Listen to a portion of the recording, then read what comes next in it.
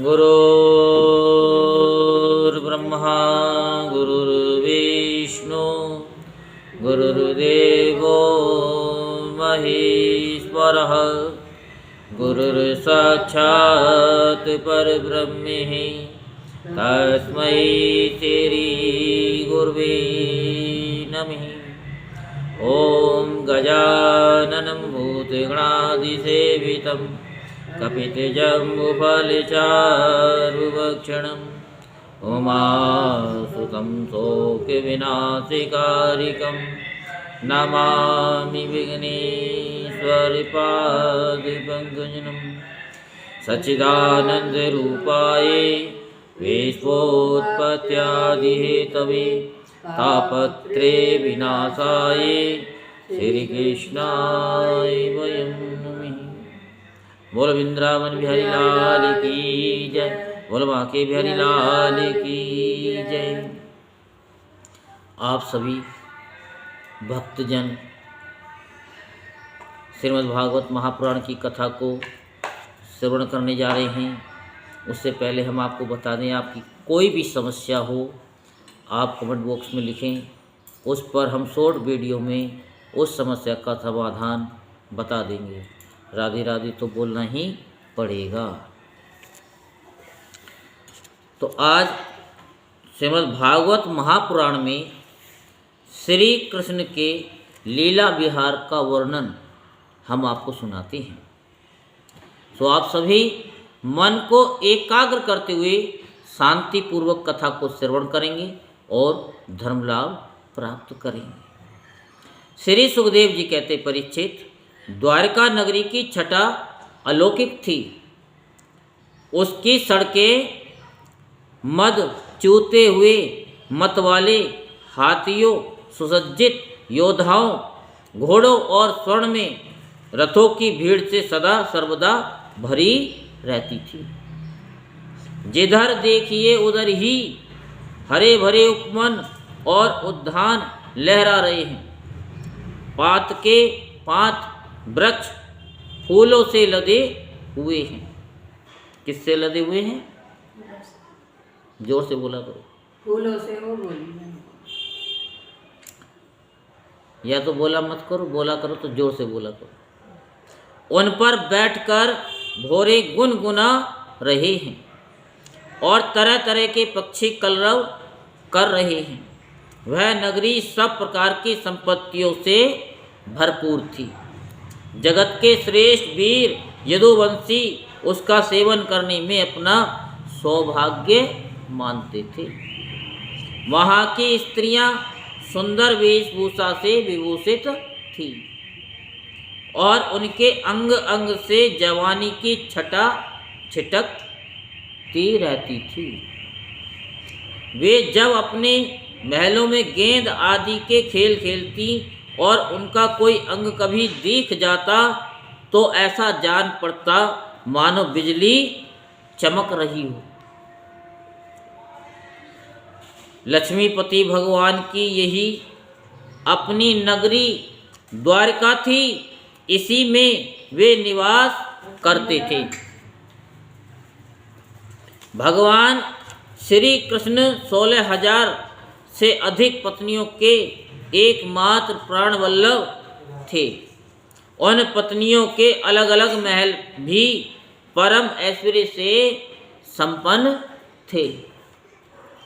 जितनी पत्नियां थीं उतने ही अद्भुत रूप धारण करके वे उनके साथ विहार करते थे। सभी पत्नियों के महलों में सुंदर सुंदर सरोवर थे। उनका निर्मल जल खिले हुए नीले पीले श्वेत लाल आदि भांति भांति के कमलों के पराग से महकता रहता था। उनमें झुंड के झुंड हंस सारस आदि सुंदर सुंदर पक्षी चहकते रहते थे। भगवान श्री कृष्ण उन जलाशयों में तथा कभी कभी नदियों के जल में भी प्रवेश कर अपनी पत्नियों के साथ जल विहार करते थे। भगवान के साथ विहार करने वाली पत्नियां जब उन्हें अपने भुज पास में बांध लेती, आलिंगन करती। तब भगवान के श्री अंगों में उनके वक्ष स्थल के केसर लग जाती थी। उस समय गंधर्व उनके यश का गान करने लगते और सूत, मागध एवं बंदी जन बड़े आनंद से मृदंग, ढोल, नगारे और बीड़ा आदि बाजे बजाने लगते। भगवान की पत्नियां कभी कभी हंसते हंसते पिचकारियों से उन्हें भिगो देती थी। वे भी उनको तर कर देते। इस प्रकार भगवान अपनी पत्नियों के साथ क्रीड़ा करते मानो यक्षराज कुबेर यक्षिणियों के साथ विहार कर रही हूँ। उस समय भगवान की पत्नियों के वक्ष स्थल और जांग आदि अंग वस्त्रों के भीग जाने के कारण उनमें से झलकने लगते। उनकी बड़ी बड़ी चोटियों और जूड़ों में से गुथे हुए फूल गिरने लगते।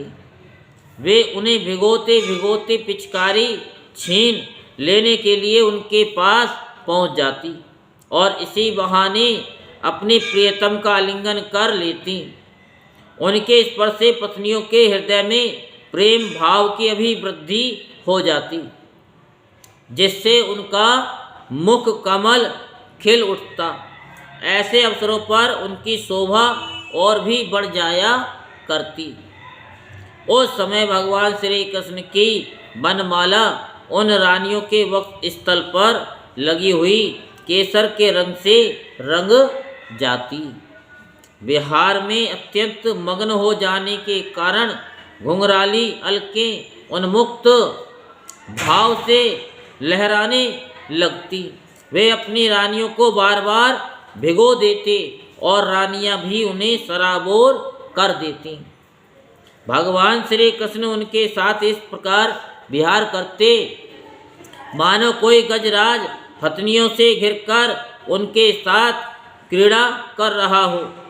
भगवान श्री कृष्ण और उनकी पत्नियां क्रीड़ा करने के बाद अपने अपने वस्त्राभूषण उतारकर उन नटों और नर्तकियों को दे देते, जिनकी जीविका केवल गाना बजाना ही है। परीक्षित, भगवान इसी प्रकार उनके साथ विहार करते रहे। उनकी चाल ढाल, बातचीत, चितवन, मुस्कान, हास विलास और आलिंगन आदि से रानियों की चित्तवृत्ति उन्हीं की ओर खिंची रहती। उन्हें और किसी बात का स्मरण ही न होता। परीक्षित, रानियों के जीवन सर्वस्व उनके एकमात्र हृदयेश्वर भगवान श्री कृष्ण ही थे। कौन थे? श्री कृष्ण ही थे। वे कमल नयन श्याम सुंदर के चिंतन में ही इतनी मग्न हो जाती कि कई देर तक चुप हो रहती और फिर उन्मत्त के समान असंबंध बातें कहने लगती। कभी कभी तो भगवान श्री कृष्ण की उपस्थिति में ही प्रेमोन्माद के कारण उनके विरह का अनुभव करने लगती और न जाने क्या क्या कहने लगती। मैं उनकी बात तुम्हें सुनाता हूँ। रानियाँ कहती, अरे कुर्री, अरे कुर्री, अब तो बड़ी रात हो गई है, संसार में सब और सन्नाटा छा गया है। देख, इस समय स्वयं भगवान अपना खंड बोध छिपाकर सो रहे हैं और तुम्हें नींद ही नहीं आती, तो इस तरह रात रात भर जगकर विलाप क्यों कर रही हो। सखी, कहीं कमल नयन भगवान के मधुर हास्य और लीला भरी उदार स्वीकृति सूचक चितवन से तेरा हृदय भी हमारी तरह ही बिंद तो नहीं गया। अरे चकवी, तूने रात के समय अपने नेत्र क्यों बंद कर लिए हैं? क्या तेरे पतिदेव कहीं विदेश चले गए हैं कि तो इस प्रकार करुण स्वर से पुकार रही है? हाय हाय, तब तो बड़ी दुखनी है, परंतु हो न हो तेरे हृदय में भी हमारे ही समान भगवान की दासी होने का भाव जग गया है। क्या अब तो उनके चरणों पर चढ़ाई हुई पुष्पों की माला अपनी चोटियों में धारण करना चाहती है? अहो समुद्र, तुम निरंतर गरजते रहते हो, तुम्हें नींद नहीं आती क्या? जान पड़ता है तुम्हें सदा जागते रहने का रोग लग गया है, परंतु नहीं नहीं, हम समझ गई। हमारे प्यारे श्याम सुंदर ने तुम्हारे धैर्य, गांभीर्य आदि स्वाभाविक गुण छीन लिए हैं। क्या इसी से तुम हमारे ही समान ऐसी व्याधि के शिकार हो गए हो जिसकी कोई दवा नहीं है? चंद्रदेव, तुम्हें बहुत बड़ा रोग राज यक्षमा हो गया है, इसी से तुम इतनी क्षीण हो रहे हो। अरे राम राम, अब तुम अपनी किरणों से अंधेरा भी नहीं हटा सकते। क्या हमारी ही भांति हमारे प्यारे श्याम सुंदर की मीठी मीठी रहस्य की बातें भूल जाने के कारण तुम्हारी बोलती बंद हो गई है? क्या उसी की चिंता से तुम मौन हो रहे हो? मलयानिल, हमने तेरा क्या बिगाड़ा है जो तो हमारे हृदय में काम का संचार कर रहा है? अरे तू नहीं जानता क्या, भगवान की तिरछी चितवन से हमारा हृदय तो पहले से ही घायल हो गया है। श्रीमन मेघ, तुम्हारे शरीर का सौंदर्य तो हमारे प्रियतम जैसा ही है। अवश्य तुम यदुवंश शिरोमणि भगवान के परम प्यारे हो, तभी तो तुम हमारी ही भांति प्रेम पास में बंधकर उनका ध्यान कर रहे हो। देखो देखो, तुम्हारा हृदय चिंता से भर रहा है, तुम उनके लिए अत्यंत उत्कंठित हो रहे हो, तभी तो बार बार उनकी याद करके हमारी ही भांति आंसू की धारा बहा रहे हो। श्याम घन, सचमुच श्याम घम से नाता जोड़ना घर बैठे पीड़ा मोल लेना है। री कोयल, तेरा गला बड़ा ही सुरीला है, मीठी बोली बोलने वाले हमारे प्राण प्यारे के समान ही मधुर स्वर से तो बोलती है। सचमुच तेरी बोली में सुधा घोली हुई है, जो प्यारे के विरह से मरे हुए प्रेमियों को जिलाने वाली है।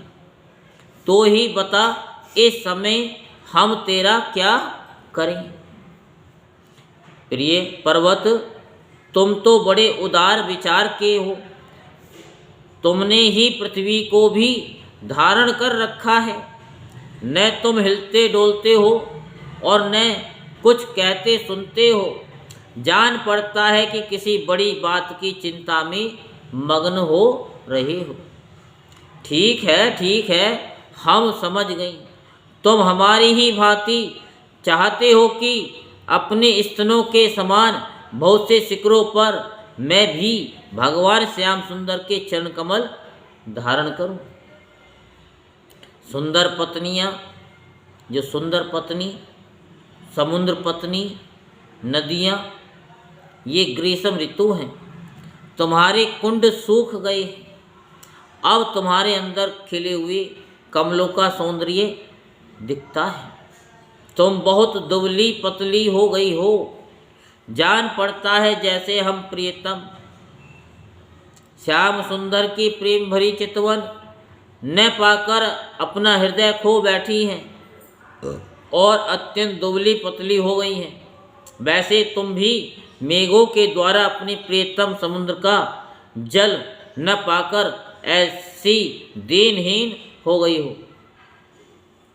हंस, आओ आओ, भले आए, स्वागत है। आसन पर बैठो, दूध पियो। हंस, प्रिय हंस, श्याम सुंदर की कोई बात तो सुनाओ। हम समझती हैं तुम उनके दूत हो। किसी के बस में न होने वाले श्याम सुंदर सकुशल तो है ना। अरे भाई, उनकी मित्रता तो बड़ी अस्थिर है, क्षण भंगुर है। एक बात तो बतलाओ, उन्होंने हमसे कहा था कि तुम ही हमारी परम प्रियतमा हो। क्या अब उन्हें ये बात याद है? जाओ जाओ, हम तुम्हारी अनन्य विनय नहीं सुनती। जब वे हमारी परवाह नहीं करते तो हम उनके पीछे क्यों मरें? क्षुद्र के दूत, हम उनके पास नहीं जाना चाहती। क्या कहा? वे हमारी इच्छा पूर्ण करने के लिए ही आना चाहते हैं। अच्छा, तब उन्हें तो यहाँ बुला लाना, हमसे बात कराना, परंतु कहीं लक्ष्मी जी को साथ न ले आना। तब क्या वे लक्ष्मी को छोड़कर यहाँ नहीं आना चाहते? ये कैसी बात है? क्या स्त्रियों में लक्ष्मी ही एक ऐसी है जिनका भगवान से अनन्य प्रेम है? क्या हम में से कोई एक भी वैसी नहीं है? परीक्षित, कृष्ण पत्नियां योगेश्वर भगवान श्री कृष्ण में ऐसा ही अनन्य प्रेम भाव रखती थी। क्या रखती थी? अनन्य प्रेम भाव। इसी से उन्होंने परम पद प्राप्त किया। भगवान श्री कृष्ण की लीलाएं अनेकों प्रकार से अनेकों गीतों द्वारा गान की गई हैं। वे इतनी मधुर, इतनी मनोहर है कि उनके सुनने मात्र से स्त्रियों का मन बलात् उनकी ओर खिंच जाता है। फिर भी स्त्रियां उन्हें अपने नेत्रों से देखती थीं। उनके संबंध में तो कहना ही क्या है। जिन बड़ भागनी स्त्रियों ने जगत गुरु भगवान श्री कृष्ण को अपना पति मानकर परम प्रेम से उनके चरण कमलों को सहलाया, उन्हें नहलाया, धुलाया, खिलाया, पिलाया, तरह तरह से उनकी सेवा की। उनकी तपस्या का वर्णन तो भला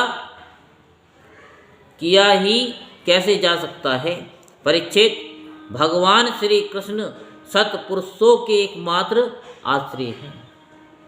उन्होंने वेदोक्त धर्म का बार बार आचरण करके लोगों को ये बतला दी कि घर ही धर्म, अर्थ और काम साधन का स्थान है। क्या? बोलो। मैं तेज नहीं पढ़ सकती। घर ही धर्म, अर्थ और काम साधन का स्थान है। बताओ, कहाँ रुकावट है? कहीं रुकावट है ही नहीं। इसलिए वे ग्रस्तोचित श्रेय धर्म का आश्रय लेकर व्यवहार कर रहे थे। परीक्षित, मैं तुमसे कह ही चुका हूं कि उनकी रानियों की संख्या थी 16,108। उन श्रेष्ठ स्त्रियों में से रुक्मणी आदि 8 पटरानियों और उनके पुत्रों का तो मैं पहले ही आपको बता चुका हूँ। उनके अतिरिक्त भगवान श्री कृष्ण की और जितनी पत्नियां थीं उनसे भी प्रत्येक के 10-10 पुत्र उत्पन्न किए। ये कोई आश्चर्य की बात नहीं है, क्योंकि भगवान सर्वशक्तिमान और सत्य संकल्प है। भगवान के परम पराक्रमी पुत्रों में 18 तो महारथी थे, जिनका यह सारे जगत में फैला हुआ था। उनके नाम मुझसे अब सुन लो। प्रद्युमन, अनिरुद्ध, दीप्तिमान, भानु, साम, मधु, ब्रजभानु, चित्रभानु, ब्रक, अरुणिम, पुष्कर और वेदबाहु, श्रुतदेव, सुनंदन, चित्रबाहु, विरूप, कवि और नैगोद्र। राजेंद्र भगवान कृष्ण के इन पुत्रों में भी सबसे श्रेष्ठ रुक्मणी नंदन प्रद्युम्न जी थे। वे सभी गुणों में अपने पिता के समान ही थे। महारथी प्रद्युम्न ने रुक्मणी यानी रुक्मी की कन्या से अपना विवाह किया। उसी के गर्भ से अनिरुद्ध जी का जन्म हुआ। उनमें 10,000 हाथियों का बल था। रुक्मी के दोहित्र अनिरुद्ध जी ने अपने नाना की पोती से विवाह किया। उसके गर्भ से वज्र का जन्म हुआ। ब्राह्मणों के शाप से पैदा हुए मूसल के द्वारा यदुवंश का नाश हो जाने पर एकमात्र वे ही बच रहे थे। वज्र के पुत्र हैं प्रतिबाहु, प्रतिबाहु के सुबाहु, सुबाहु के शांतसेन और शांतसेन के शतसेन। परीक्षित, इस वंश में कोई भी पुरुष ऐसा न हुआ जो बहुत सी संतान वाला न हो तथा जो निर्धन, अल्पायु और अल्प शक्ति हो। वे सभी ब्राह्मण के भक्त थे। किसके? ब्राह्मणों के भक्त थे। परीक्षित, यदु वंश में ऐसे ऐसे यशस्वी और पराक्रमी पुरुष हुए हैं जिनकी गिनती भी हजारों वर्षों में भी पूरी नहीं हो सकती। मैंने ऐसा सुना है कि यदुवंश के बालकों को शिक्षा देने के लिए 3,88,00,000 आचार्य थे। ऐसी स्थिति में महात्मा यदुवंशियों की संख्या तो बताई ही कैसे जा सकती है। स्वयं महाराज उग्रसेन के साथ एक नील के लगभग सैनिक रहते थे। एक नील कितना? बहुत सारा होता है। 1 0 0 0 और पता नहीं कितनी जीरो, उसको नील बोलते हैं। ठीक है, तो एक के बाद 13 जीरो उसे नील कहते हैं। एक नील के लगभग सैनिक रहते थे। परीक्षित, प्राचीन काल में देवासुर संग्राम के समय बहुत से भयंकर असुर मारे गए थे। वे ही मनुष्यों में उत्पन्न हुए और बड़े घमंड से जनता को सताने लगे। उनका दमन करने के लिए भगवान की आज्ञा से देवताओं ने ही यदुवंश में अवतार लिया था। परीक्षित, उनके कुलों की संख्या 101 थी। वे सब भगवान श्री कृष्ण को ही अपना स्वामी एवं आदर्श मानते थे, जो यदुवंशी और उनके अनुयायी थे। उनकी सब प्रकार से उन्नति हुई। यदुवंशियों का चित्त इस प्रकार भगवान श्री कृष्ण में लगा रहता था कि उन्हें सोने, बैठने, घूमने फिरने, बोलने, खेलने और नहाने धोने आदि कामों में अपने शरीर की भी सुध न रहती थी। वे जानते ही न थे कि हमारा शरीर क्या कर रहा है। जैसे आप लोगों का शरीर क्या कर रहा है आपको खुद ही नहीं पता। नहा रहे हैं, आप उसका आनंद ही नहीं ले रहे कि वो पानी जा कहाँ रहा है।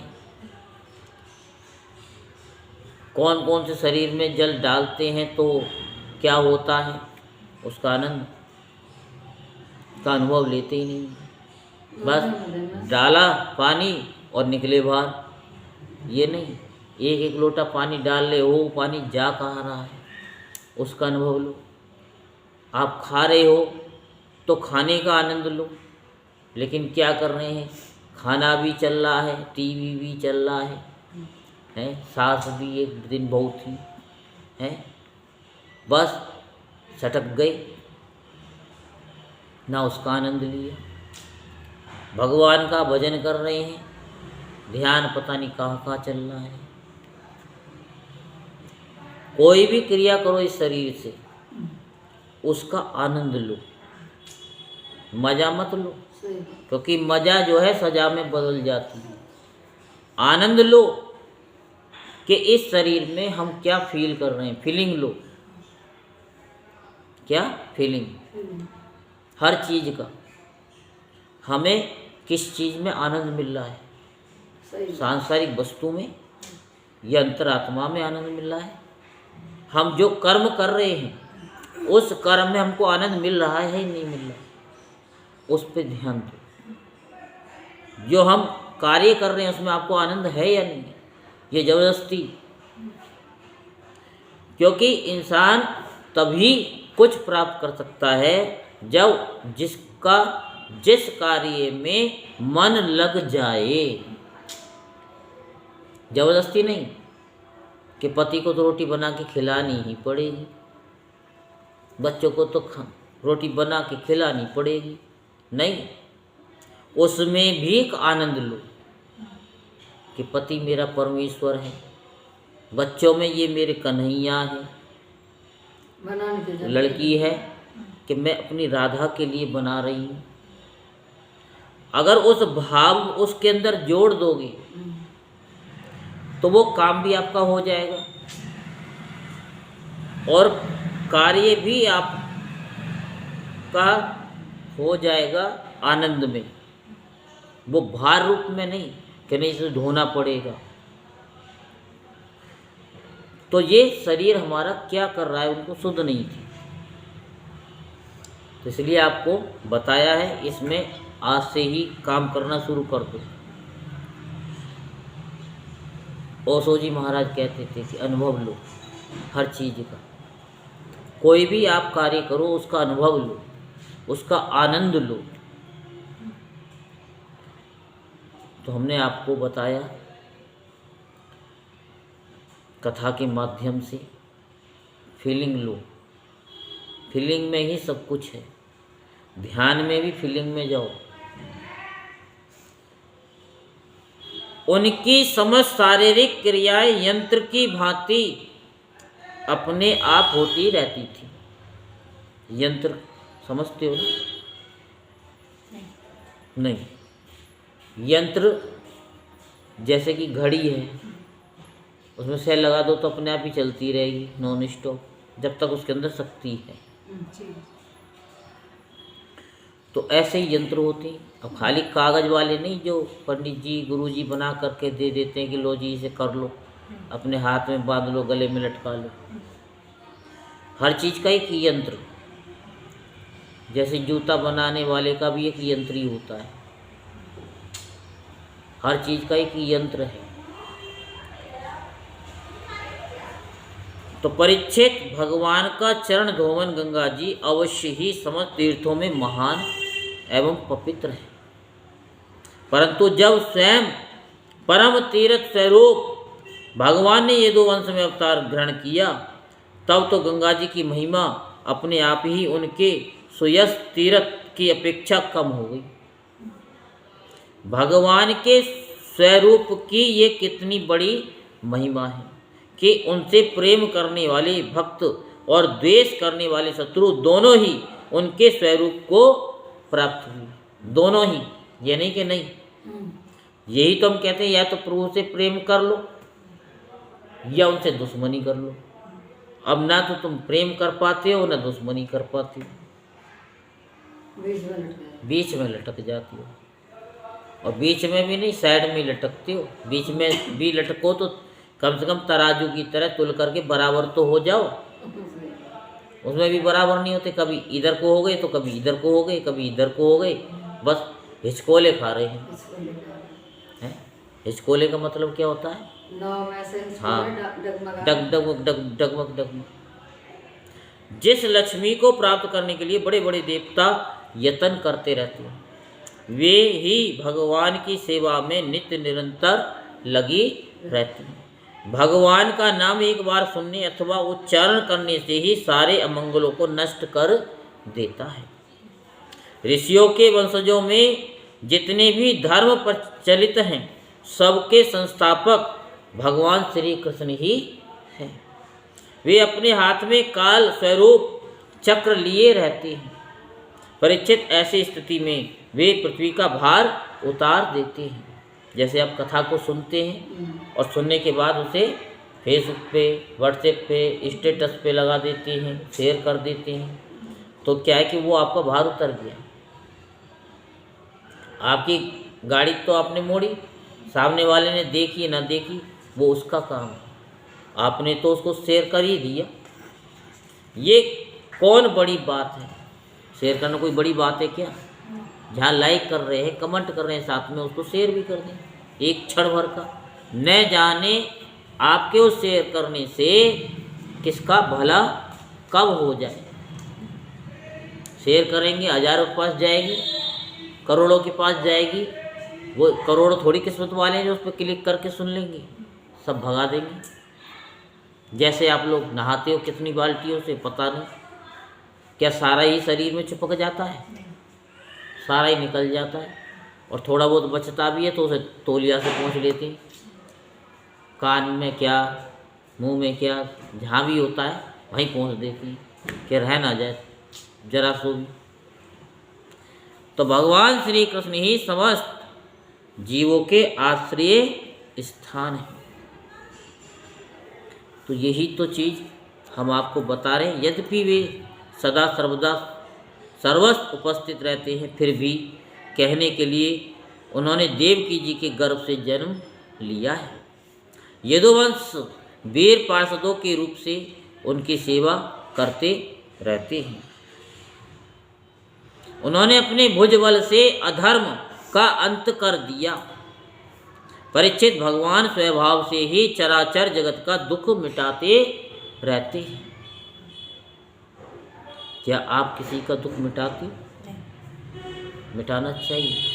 सोचो कि हमारे हाथों से ऐसा कोई कर्म ना हो कि हमारी वजह से किसी को दुख हो। भगवान से ये भी प्रार्थना करो, हे भगवान हमारी सारी खुशियाँ उन लोगों को दे दो, किन लोगों को? जिनका हमने मन दुखाया हो या हमारी वजह से वो लोग दुखी हुए हो। हमारे जो भाग्य में है वो सब कुछ उनको दे दो। ऐसा अगर भाव आ गया तो समझ लो कि आपने कथा सुन ली, वरना तो कथा तो सभी सुनते, इससे निकाल देते। उनका मंद मंद मुस्कान से युक्त सुंदर मुखारविंद ब्रज स्त्रियों और पर स्त्रियों के हृदय में भी प्रेम भाव का संचार करता रहता है। वास्तव में सारे जगत पर वही विजयी है, उन्हीं की जय हो, जय हो। परीक्षित, प्रकृति से अतीत परमात्मा ने अपने द्वारा स्थापित धर्म मर्यादा की रक्षा के लिए दिव्य लीलाएं शरीर ग्रहण किया और उसके अनुरूप अनेकों अद्भुत चरित्रों का अभिनय किया। उनका एक एक कर्म स्मरण करने वालों के कर्म बंधनों को काट डालने वाला है। तो हमको भी तो ऐसे कर्म करने चाहिए, लेकिन जब तक हम पे पड़ती नहीं है ना, तब तक हमको महसूस नहीं होता, तब तो कथा ही है। लेकिन जब वो पलट करके आती है बारी, तब पता चलता है कि सामने वाला जो कह रहा था वो सही कह रहा था, क्योंकि उसका अनुभव अब हमको हो रहा है। क्योंकि जब तक प्रैक्टिकल नहीं होता तब तक इंसान समझता नहीं। जो यदुवंश शिरोमणि भगवान श्री कृष्ण के चरण कमलों की सेवा का अधिकार प्राप्त करना चाहे, उसे उनकी लीलाओं का ही श्रवण करना चाहिए। परीक्षित, जब मनुष्य प्रतिक्षण भगवान श्री कृष्ण की मनोहारिणी लीला कथाओं का अधिकाधिक श्रवण कीर्तन और चिंतन करने लगता है, तब उसकी यही भक्ति उसे भगवान के परम धाम में पहुंचा देती है। यद्यपि काल की गति के परे पहुंच जाना बहुत ही कठिन है, परंतु भगवान के धाम में काल की दाल नहीं गलती। कितना भी सोडा डाल लो, वो दाल गलती नहीं, तो वह वहां तक पहुंच ही नहीं पाती। उसी धाम की प्राप्ति के लिए अनेक सम्राटों ने अपना राजपाट छोड़कर तपस्या करने के उद्देश्य से जंगल की यात्रा की है। इसलिए मनुष्य को उनके लीला कथा का ही श्रवण करना चाहिए। बोलो वृंदावन बिहारी लाल की जय, बोलो बांके बिहारी लाल की जय। जय जय श्री राधे श्याम, जय जय श्री राधे श्याम, जय जय श्री राधे